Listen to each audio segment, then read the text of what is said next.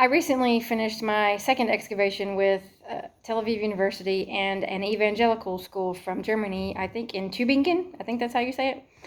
And I have had some interesting conversations and heard some interesting conversations about the Bible and morality and things of that nature. And one that stuck with me is a girl who said, "Oh, the Bible is the most beautiful picture of communism because everybody cares about everybody and nobody's left out."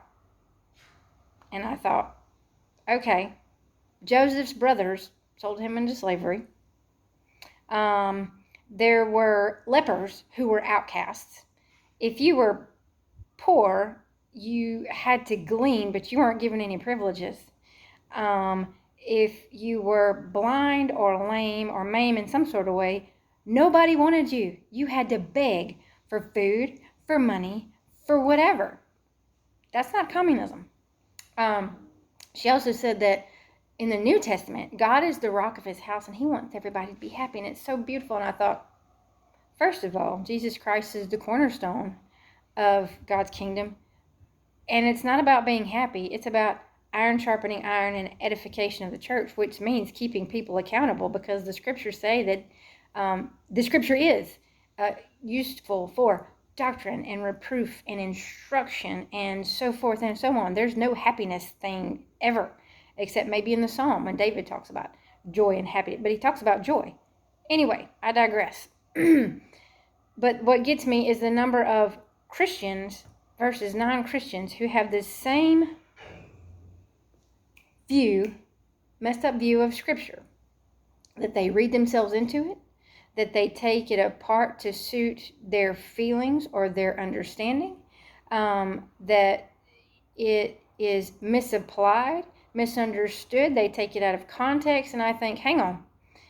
If you claim to be a Christian and you are picking apart the Scripture to make you feel better, to justify your sin, to satisfy other people, I mean, everybody was agreeing on the same things, and I thought, wait a minute. And I just found it deeply disturbing that Jesus himself says, if you want to come after me, you have to deny yourself, which means anything that you think you want or know, anything that you think you feel, anything that you think that you need is null and void if you want to follow me. Like, it doesn't exist. And he said you have to die, which means a dead man doesn't have a will. And the will that I have is through Jesus. He also says that if you, no man, he says in the same scripture, Luke 9:62, if no man who puts his hand to the plow looks back. You know, you can't plow forward and go and move in the opposite direction, because you'll kill your ox, you'll tear up your plow, and you'll certainly ruin your fields. But we have to get beyond this idea of reading ourselves into Scripture and picking apart what we want.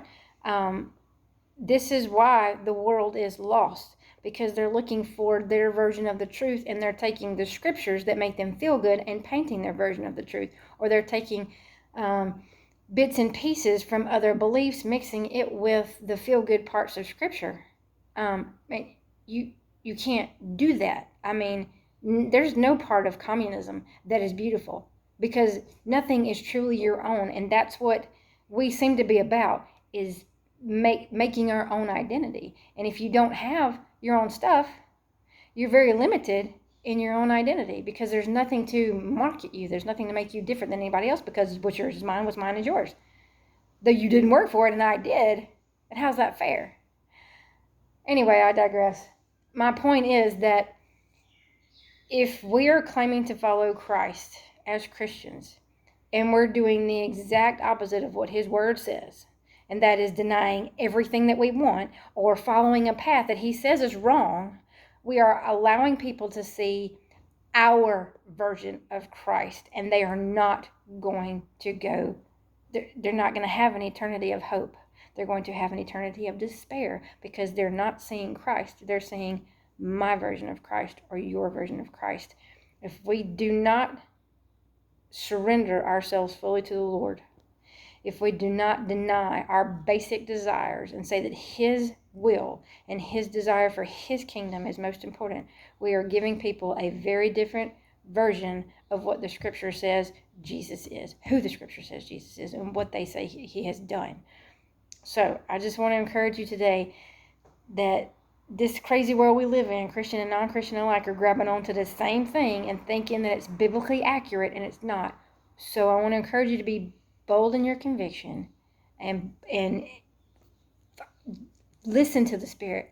Follow the Spirit. Allow the Spirit to work in you. Surrender to Christ and quit compromising who you've been called to be. This superficial, feel-good stuff is not giving people eternal hope. And you saying that you love Christ, or me saying that I love Christ and living the exact opposite, is giving people a false sense of who God is. Stop doing it. Be true to the Word. Be true to the surrendered Christ, who himself had to learn through suffering, who himself put on flesh so that he could experience all that we do, so that he could deny all that we have the capabilities to deny, and so that he could follow his Father through the power that he was given to eternal hope. We have the same mind. We have the same abilities. I want to encourage you just to live boldly, live your conviction, speak truth always, do not compromise.